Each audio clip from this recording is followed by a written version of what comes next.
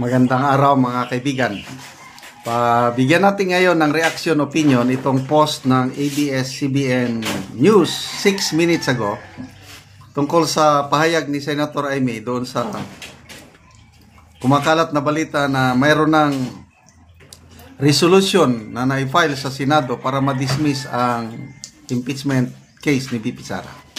Ito, ABS-CBN News post. Senator Amy Marcos confirms to Senate reporters that there are many draft resolutions seeking to dismiss the articles of impeachment against VP Sara Duterte.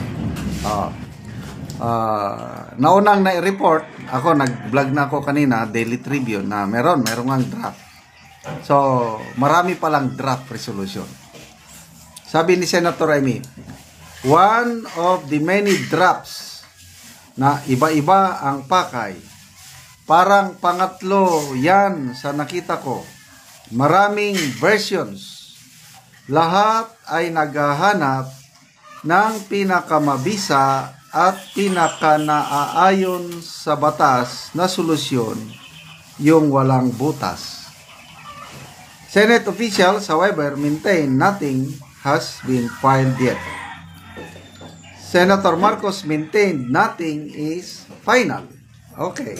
So, anyway, draft pa nga lang. Paano maging final? But, the fact remains na ang Senado as an institution naghahanda ng resolution na i-file para formal nang ma-dismiss ang impeachment case ni VP Sara. That's something that's very revealing or telling, that's very damaging on the part sa mga gustong ma-impeach ni VP Sara.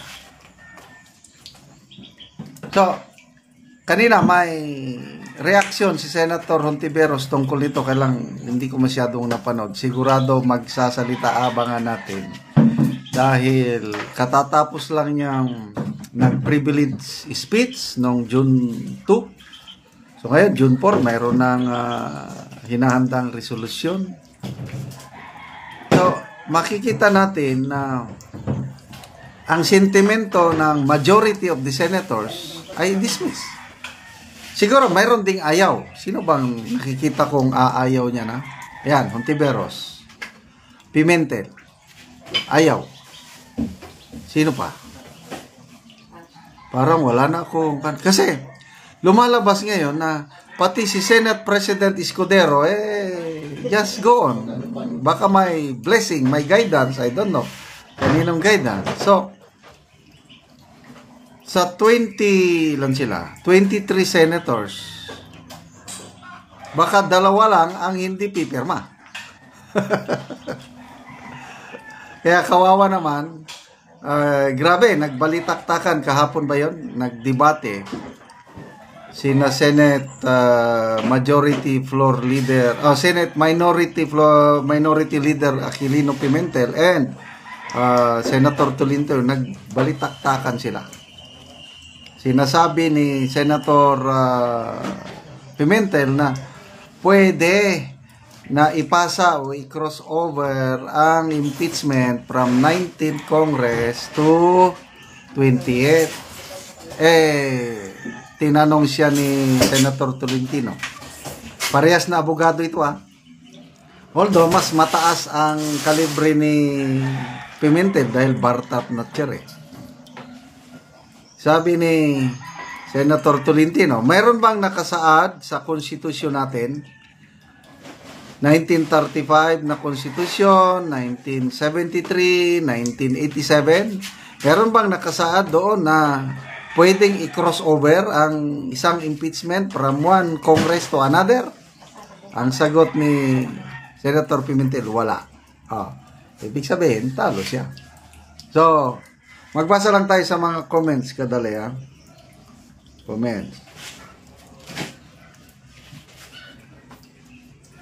Juliet Montero, go, impeach VP Sara, amaw na, amaw, okay. John Kaluwing, impeachment cannot be stopped by mere resolutions. It is a constitutional duty required silang mag-convene as an impeachment court. No ifs, no buts. Kung ayaw ng mga senador, anong magagawa mo? Kasi may mga dahilan Ako personally, don't get me wrong, gusto kong matuloy ang impeachment trial. Si BP Sara, nagsalita na siya, gusto niyang matuloy dahil bloodbath ang gusto niya. Maraming gusto. Yung survey ng SWS, 88% sa respondents gustong sagutin ni BP Sara ang mga akusasyon. Sumang-ayon naman si BP Sara. Gusto niyang matuloy.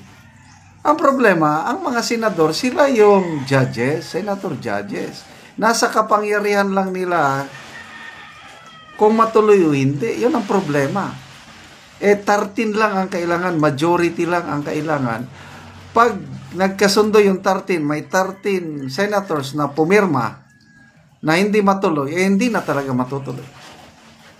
Kasi impeachment is a political process. Sabi yan ni ex-Senator Drilon, it's a political, hindi yan korte talaga. Kaya kung anong inclination, kung anong nararamdaman na pulso ng taong bayan, yan sila magbase yung popular sentiment. Yung nakarang election, 20 midterm, nakita na ang lakas ng dating ng Duterte. Lalo na sa Mindanao and Visayas. Kaya nabulagta, napahiya ang alyansa. 0 sila. Yun ang iniiwasan nila siguro. Kaya wag na lang. Wag na lang.